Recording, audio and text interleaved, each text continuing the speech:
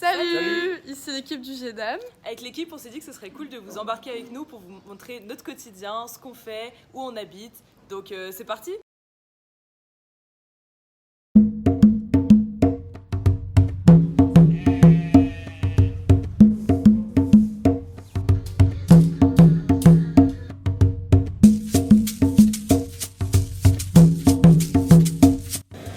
C'est ici qu'on fait à manger avec le réchaud. Là, il y a une chambre qui sert aussi de garde-manger. Et là, on a les chambres des volontaires avec un matelas ici et 2 couchages ici. Ici, on a 2 douches. Donc c'est là je crois c'est bon, qu'on se douche avec un endroit pour l'évacuation. On prend des seaux d'eau de pluie et on se douche au seau. Pour la douche, on utilisait de l'eau de pluie qu'on puisait avec un bidon dans la citerne. Et pour la cuisine, on pompait l'eau d'un forage qu'on rapportait sur notre tête jusqu'à la maison.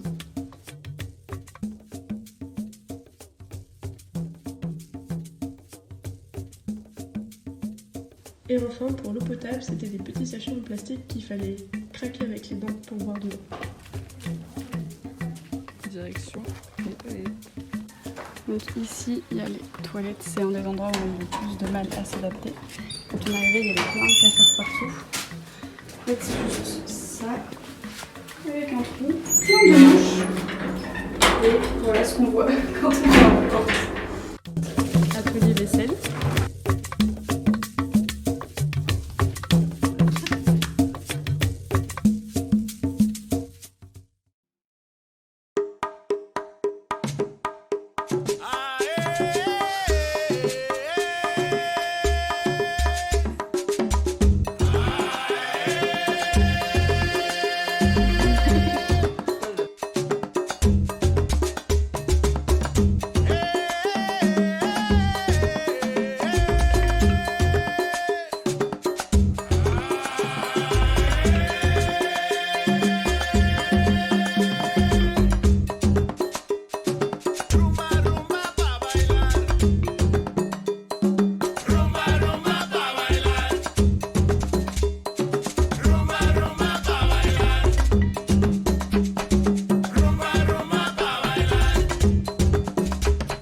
Bienvenue à la ferme agroécologique, projet collaboratif entre le GEDAM et VADD.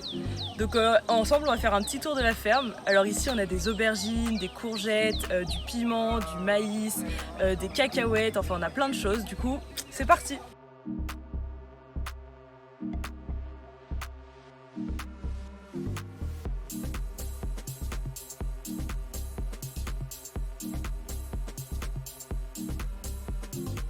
Déjà on a commencé par désherber l'ensemble de la parcelle, donc les plantations qui étaient déjà là et celles sur lesquelles on voulait planter des choses.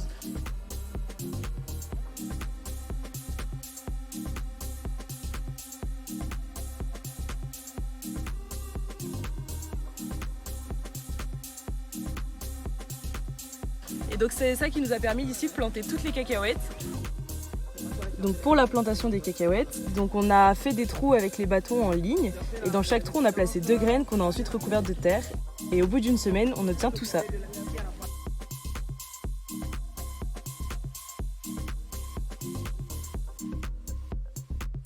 Alors là on est en train de récolter les feuilles d'épinards. Mais on laisse les racines, le pied, pour que ça puisse repousser, qu'on puisse en refaire des récoltes par la suite. Ici sur les tuteurs on a les concombres et on va mettre des plantes aromatiques au milieu là où les concombres n'ont pas poussé pour faire de l'association de nourriture. Et ici juste derrière on a des courgettes.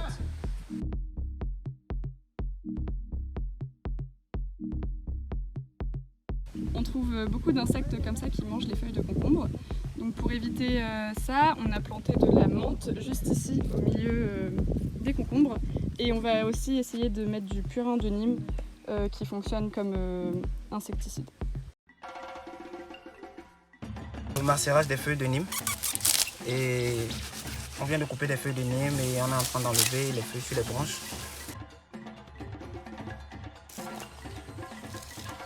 Et une fois enlevé, on essaie de macérer avec de l'eau, les feuilles de Nîmes. Une fois macéré, on va le laisser pendant un certain temps pour pouvoir l'utiliser comme purin et insecticide aussi. Une fois qu'on a le purin, soit on l'utilise le lendemain en préventif pour éloigner les insectes, soit on attend une semaine et on peut l'utiliser en insecticide dans le diluant par 10. Ok, alors là on a fait de petites buttes à herbes aromatiques. Donc en haut on a mis celles qui avaient besoin de plus de soleil. En bas plutôt celles qui ont besoin d'eau. Là-bas c'est à l'ombre, donc les plantes ont besoin de plus d'ombre. Et donc par exemple on a mis de la ciboulette, du persil, du thym, du basilic et plein d'autres plantes aromatiques. On a mis également du paillage pour protéger des éboulements dus à l'eau par exemple et protéger des ravageurs.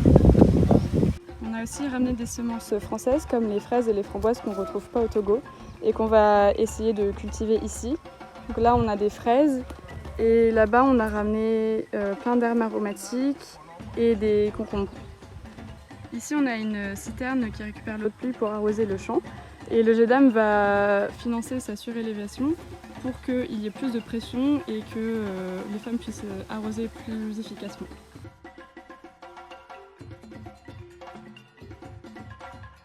Ici les femmes font déjà de l'association de culture, elles associent des arachides qu'on voit en bas avec du manioc.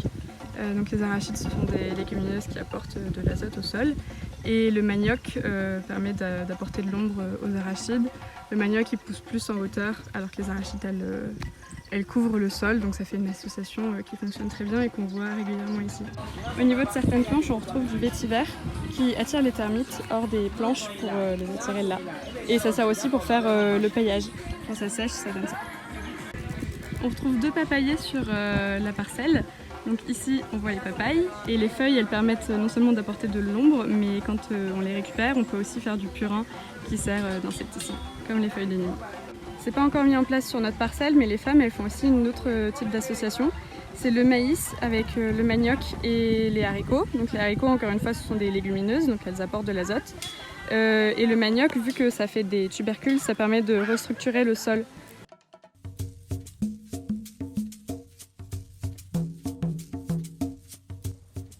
Travailler avec les femmes nous a aussi donné l'occasion de faire des formations sur l'agroécologie à l'aide de fiches simplifiées.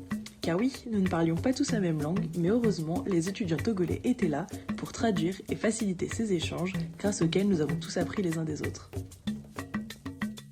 Une des formations qu'on a faites portait sur le compost. Donc on en a mis un en place sur la ferme, on a creusé le trou et après on a commencé par mettre une couche de matière sèche avant d'apporter des déchets de la cuisine et d'alterner comme ça matière sèche, cuisine.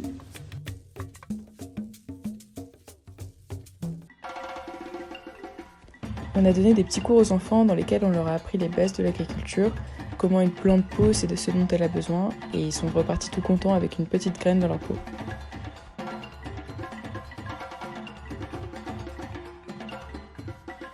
En France, nous avons collecté des fournitures scolaires et des habits pour les redistribuer aux collégiens et lycéens du village.